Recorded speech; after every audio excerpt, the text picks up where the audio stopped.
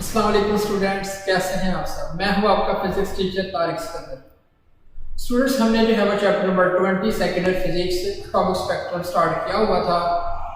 Last lecture में जो है वो मैंने आपको बड़ी डिटेल से जो है वो रदरफोर्ड के बारे में जो है वो बताया था कि उसने कौन सा मॉडल पेश किया, उसकी कौन सी बातें ठीक थी, कौन सी बातें गलत थी, फिर उस फेलियर को, उस गलत बातों को जो है किस तरह अच्छे तरीके से एक्सप्लेन किया था बोहर ने अपने जो है वो एटॉमिक मॉडल में फॉर हाइड्रोजन एटम।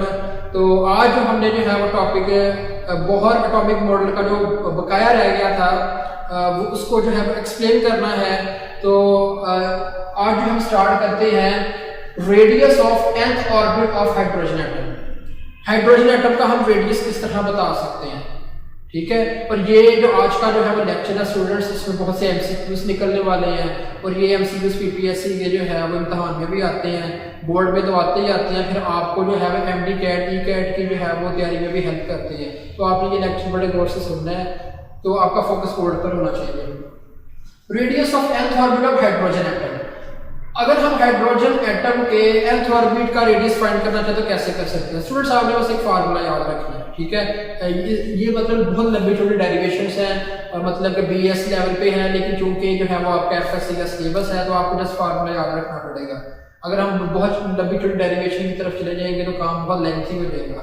खैर, आपने फार्मूला याद रखना है, r n equals to n square multiply 0.53 multiply 10⁻⁻10 metre. मतलब आपने रेडियस फाइंड करना है ना, तो सिंपल आप n स्क्वायर को मल्टीप्लाई कर देंगे इस वैल्यू से। ये वैल्यू हमारे पास कांस्टेंट वैल्यू है, ओके। तो अब कैलकुलेट करते हैं कि हमारे पास अगर हाइड्रोजन एटम हो उसका फर्स्ट ऑर्बिट का रेडियस कैसे फाइंड करते हैं। रेडियस होता है जैसे अगर आप डायग्राम की तरफ देखें तो ये जो है वो मैंने एक न्यूक्लियस लिया, न्यूक्लियस के राउंड में हमें शेल्स बनाए हुए हैं, मतलब एनर्जी लेवल्स बनाए हुए हैं। तो ये हमारे पास पहला शेल है। तो रेडियस क्या होता है, सेंटर से इस ऑर्बिट तक का या इससे जो है वो एनर्जी लेवल तक का जो डिस्टेंस होता है उसको हम रेडियस बोलते हैं, ठीक है।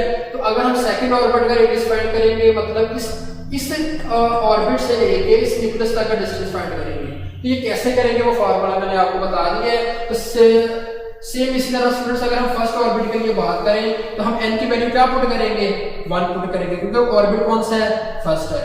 तो यहाँ पर देखें n की जगह पे क्या पुट किया हुआ है, 1, ठीक है। अगर n की जगह है 1 लगा, 1 का स्क्वायर 1 और सारी वैल्यू एज इट इज नीचे बच जाती है, ठीक है। तो ये हमारे पास फर्स्ट ऑर्बिट का रेडियस फाइंड होगा, सिंपल। अब ये देखो स्टूडेंट्स, यहाँ पर 10⁻⁻10 क्या है स्टूडेंट्स यहाँ पर 10⁻⁻10 क्या है, ये फैक्टर क्या है। 10⁻⁻10 मीटर जो है वो 1 एंगस्ट्रॉम के इक्वल होता है। अब बात करते हैं 1 एंगस्ट्रॉम क्या है स्टूडेंट्स, ये एक यूनिट है, ठीक है। अगर हम बड़े ऑब्जेक्ट्स की स्टडी करें क्लासिकल थ्योरी के अकॉर्डिंग, मतलब कि मैं हूँ और एक और पर्सन खड़ा है, अगर हम आपस में डिस्टेंस जो है वो बताना चाहें तो हम मीटर में बताएंगे, ठीक है। तो अगर जो है वो यूनिट सेंटीमीटर में होगा वो भी क्लासिकल के अकॉर्डिंग हम बताएंगे। लेकिन जब हम सब एटॉमिक पार्टिकल्स पर चले जाते हैं, मतलब एक हमारे पास क्रिस्टल है, क्रिस्टल के अंदर एटम्स मौजूद हैं, ठीक है। वो एटम्स आपस में कैसे जुड़े हुए, तो बॉन्ड बना के, ठीक है। तो एटम्स का आपस में जो डिस्टेंस होता है, फर्स्ट करने ये दो एटम है क्रिस्टल के अंदर, ये दोनों एटम्स आपस में जुड़े हुए हैं, कैसे जुड़े हुए, बॉन्ड के जरिए इन्होंने आपस में बॉन्डिंग की हुई है। तो ये जो डिस्टेंस है ना दो एटम्स का बिटवीन, इस डिस्टेंस का जो यूनिट होता है वो एंगस्ट्रॉम होता है, वो 1 एंगस्ट्रॉम के इक्वल होता है। और 1 एंगस्ट्रॉम जो है 10⁻⁻10 मीटर के इक्वल होता है, ओके हो गया। तो स्टूडेंट्स अब हम जो है सेकंड ऑर्बिट की जो है वो बात करते हैं। सिंपल आपने क्या करना, सेकंड ऑर्बिट है, जहां n की जगह पे जो है क्या पुट करेंगे 2, n की जगह पे क्या पुट करेंगे 2 का स्क्वायर 4 को मल्टीप्लाई कर देंगे इस कांस्टेंट वैल्यू से। जब कांस्टेंट वैल्यू से मल्टीप्लाई करेंगे तो आपके पास आंसर क्या आएगा, 2.12 एंगस्ट्रॉम। ले ली, सेकंड ऑर्बिट का रेडियस फाइंड हो गया, ओके। अब स्टूडेंट्स हम बात करते हैं एनर्जी की, energy of nth orbit of hydrogen atom. कि हाइड्रोजन एटम के जो nth ऑर्बिट होते हैं, मतलब कोई भी ऑर्बिट हो सकता है, उसकी एनर्जी कैसे फाइंड कर सकते हैं। तो स्टूडेंट्स उसके लिए भी आपको सिंपल ना फार्मूले याद रखने पड़ेंगे। देखें यहाँ पर मैंने काइनेटिक एनर्जी पोटेंशियल एनर्जी लिखी, मतलब क्यों लिखी है मैंने, आपको पता है जब ऑर्बिट में इलेक्ट्रॉन रिवॉल्व करता है तो वो दो तरह की एनर्जी रखता है, रिवॉल्व करेगा, मूव करेगा, काइनेटिक एनर्जी। और इलेक्ट्रिक फील्ड की वजह से, चार्ज पार्टिकल के इलेक्ट्रिक फील्ड की वजह से इसके पास क्या होगी, पोटेंशियल एनर्जी। इसका मतलब है चार्ज पार्टिकल के पास दो तरह की एनर्जी होती है, काइनेटिक एनर्जी और पोटेंशियल एनर्जी। ओके, तो यहाँ पर काइनेटिक एनर्जी और पोटेंशियल एनर्जी लिख दी है। काइनेटिक एनर्जी कैसे कैलकुलेट करते हैं, उसका फार्मूला मैंने यहाँ पे लिख दिया, k²/2r। जस्ट आप ये फार्मूला याद रखना है। पोटेंशियल एनर्जी कैसे फाइंड करनी है, -k²/r।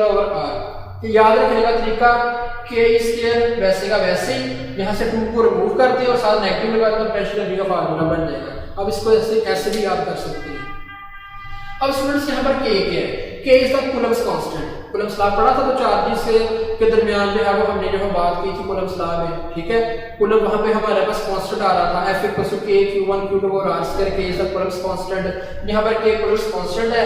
स्टूडेंट्स यहाँ पर k क्या है, k is the Coulomb's constant. आपने कूलम्ब्स लॉ पढ़ा था, उसमें हमारे पास k का कूलम्ब्स कांस्टेंट जिसकी वैल्यू हमारे पास क्या होती है, 9 × 10⁻⁻⁻⁹ कूलम्ब² होती है। अब यहाँ पर E क्या है, E हमारे पास चार्ज है इलेक्ट्रॉन का, और इलेक्ट्रॉन का चार्ज किसके इक्वल होता है, 1.6 × 10⁻⁻⁹ कूलम, क्योंकि हमारे पास चार्ज का यूनिट क्या होता है, कूलम होता है। खैर, अगर आप यहाँ पर E की वैल्यू, K की वैल्यू और यहाँ पर R की वैल्यू पुट करें, बात की R की वैल्यू कौन सी, अगर तो आपको फर्स्ट ऑर्बिट के लिए जो है वो काइनेटिक एनर्जी फाइंड करनी है, तो पहले आपको जो है वो R1 फाइंड करना पड़ेगा फर्स्ट ऑर्बिट के लिए, वो वैल्यू यहाँ पुट करेंगे। अगर आप सेकंड ऑर्बिट के लिए काइनेटिक एनर्जी फाइंड करें तो सेकंड ऑर्बिट के लिए आपको रेडियस फाइंड करना पड़ेगा, और वो R2 की वैल्यू हमें यहाँ पुट करनी पड़ेगी। तो ओवरऑल जो आंसर आएगा वो सेकंड ऑर्बिट के लिए काइनेटिक एनर्जी का वैल्यू जो है वो सामने आ जाएगी। अब आगे करते हैं पोटेंशियल एनर्जी के बाद। मैंने आपको तरीका बता दिया याद रखने का, सिंपल आपने k की वैल्यू, E की वैल्यू और जिस ऑर्बिट का पोटेंशियल एनर्जी फाइंड करनी है उसका पहले रेडियस फाइंड करेंगे, R1 R2 R3 को वैल्यू यहां पुट करेंगे, पोटेंशियल एनर्जी आपके पास आ जाएगी। अब स्टूडेंट्स नेक्स्ट है टोटल एनर्जी। टोटल एनर्जी क्या, simple kinetic energy potential energy find करके दोनों को प्लस करना, टोटल एनर्जी आ जाएगी।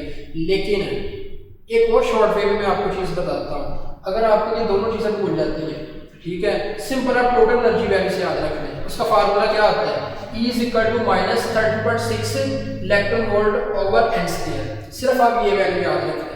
यहाँ पर -30.6 क्या है, ये हाइड्रोजन एटम का जो ग्राउंड स्टेट होता है ना, इसकी एनर्जी होती है, ठीक है।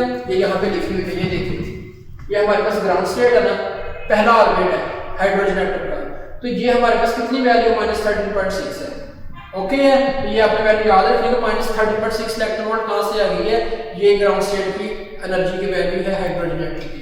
इसको आप n² से डिवाइड कर दें, टोटल एनर्जी आ जाएगी। अब n की जगह क्या पुट करना है, वही बात, फर्स्ट ऑर्बिट है, सेकंड ऑर्बिट है, थर्ड ऑर्बिट की टोटल एनर्जी फाइंड करनी है, फोर ऑर्बिट की टोटल एनर्जी फाइंड करनी है। अगर तो फोर ऑर्बिट की टोटल एनर्जी फाइंड करनी है, n की जगह 4 पुट करेंगे, 4 का स्क्वायर क्या होता है, 16 और 30.6 को 16 से डिवाइड करेंगे, जो आपके पास आंसर आएगा वो उस 4 ऑर्बिट का क्या होगा, टोटल एनर्जी होगी। ओके, इस तरह आप एनर्जी कैलकुलेट कर सकते हैं। अब स्टूडेंट्स बात करते हैं फर्स्ट ऑर्बिट की टोटल एनर्जी कैसे फाइंड करते हैं। सिंपल, फर्स्ट ऑर्बिट के लिए n की वैल्यू 1 पुट कर देंगे, तो आपके पास फर्स्ट ऑर्बिट की एनर्जी फाइंड हो गई है, total energy, kinetic energy plus potential energy. ये देखिए, सेम इसी तरह सेकंड ऑर्बिट की बात करें तो n की वैल्यू क्या पुट करेंगे, 2 का स्क्वायर 4, 30.6 को 4 से डिवाइड करेंगे, -3.4 इलेक्ट्रॉन वोल्ट आ रहा है। तो सेकंड ऑर्बिट की टोटल एनर्जी आ गई हमारे पास, ये देखिए -3.4 सेकंड ऑर्बिट की टोटल एनर्जी। थर्ड ऑर्बिट के लिए सिंपल n की जगह पे क्या पुट करेंगे, 3 का स्क्वायर 9 और 30.6 को जब 9 से डिवाइड करेंगे तो ये वैल्यू आ जाएगी -1.51 इलेक्ट्रॉन वोल्ट थर्ड ऑर्बिट के लिए। ये देखिए, ओके हो, या तो आप ऐसा टोटल एनर्जी फाइंड कर सकते हैं। और इसका ना एक और मैं आपको शॉर्ट वे में तरीका बताता हूँ। टोटल एनर्जी फाइंड करने का फार्मूला मैंने आपको बता दिया है। अगर आप चाहते हैं कि काइनेटिक एनर्जी को सॉल्व ना करें, पोटेंशियल एनर्जी को सॉल्व ना करें, मतलब कि अपना टाइम बचाना चाहते हैं, तो इसके छोटा सा जो है मैं ट्रिक आपको बताता हूँ। सिंपल आपने क्या करना है, टोटल जो एनर्जी का फार्मूला है वो याद रखना है, जिस ऑर्बिट की टोटल एनर्जी फाइंड करनी है वो फाइंड कर लेनी है। ओके है, फर्स्ट कर रहे हैं, आपके पास फर्स्ट ऑर्बिट की एनर्जी आ गया -30.6 इलेक्ट्रॉन वोल्ट, ठीक है, ये आ गई है। अब आपने kinetic energy potential energy find करनी है, तो वो कैसे याद रखेंगे कि मैं छोटी सी ट्रिक आपको बताता हूँ। ये देखिए, काइनेटिक एनर्जी इक्वल होता है -En के, मतलब जो आपने फर्स्ट ऑर्बिट की एनर्जी फाइंड करनी है ना, उसको सिंपल माइनस से मल्टीप्लाई कर देंगे, तो आपको पता है ये जो हमारे पास एनर्जी की वैल्यू है सारी माइनस में आ रही है टोटल एनर्जी की। तो जब इसको माइनस से मल्टीप्लाई करेंगे आंसर क्या आ जाएगा, प्लस हो जाएगा और वो किसके इक्वल आएगा, काइनेटिक एनर्जी के। ये देखें अगर -30.6 को माइनस से मल्टीप्लाई करेंगे आंसर क्या आता है, +30.6। जी काइनेटिक एनर्जी हमारे पास फाइंड होगी, यहाँ पर काइनेटिक एनर्जी है। ओके है। अगर आपके पास सेकंड ऑर्बिट की टोटल एनर्जी आई -3.4 इलेक्ट्रॉन वोल्ट, तो आप क्या करेंगे, काइनेटिक एनर्जी फाइंड करनी है तो आप माइनस से मल्टीप्लाई करेंगे, आंसर क्या आएगा +3.4 इलेक्ट्रॉन वोल्ट। तो आप इस तरह काइनेटिक एनर्जी फाइंड कर सकते हैं, लेकिन उसके लिए क्या कंडीशन है, टोटल एनर्जी का फार्मूला याद रखना पड़ेगा, सिंपल। दूसरी बात, पोटेंशियल एनर्जी सिंपल वे में कैसे फाइंड करेंगे अगर आपको एमसीक्यू में आ जाता है। ये देखिए पोटेंशियल एनर्जी बराबर होता है जो हमारे पास nth ऑर्बिट की एनर्जी है ना, En है, ठीक है, उसको आप मल्टीप्लाई कर देना 2 से, सिंपल। जब 2 से मल्टीप्लाई करेंगे जो आंसर आएगा वो उस ऑर्बिट की पोटेंशियल एनर्जी होगी। ये देखिए जरा, अगर आपने फर्स्ट ऑर्बिट की टोटल एनर्जी फाइंड कर ली है -30.6 से, अब इसको 2 से मल्टीप्लाई करेंगे आंसर आएगा -27.2 लेके पोटेंशियल एनर्जी फाइंड होगी। मतलब इस तरह आप एमसीक्यू क्वेश्चन सॉल्व कर सकते हैं पेपर में। अगर आपके पास सेकंड ऑर्बिट की टोटल एनर्जी आ गई -3.4 इलेक्ट्रॉन वोल्ट, तो आप इसको क्या करेंगे, मैं कहूंगा पोटेंशियल एनर्जी फाइंड करें हाइड्रोजन एटम की सेकंड ऑर्बिट की, तो आप इसको सिंपल 2 से मल्टीप्लाई करेंगे आंसर क्या आएगा -6.8, एक ही पोटेंशियल एनर्जी फाइंड होगी। अगर थर्ड ऑर्बिट की टोटल एनर्जी आपने फाइंड कर ली है -1.5, मैं कहता हूँ थर्ड ऑर्बिट की टोटल एनर्जी फाइंड करें, ठीक है, तो आप कर लेंगे En वाले फार्मूले से।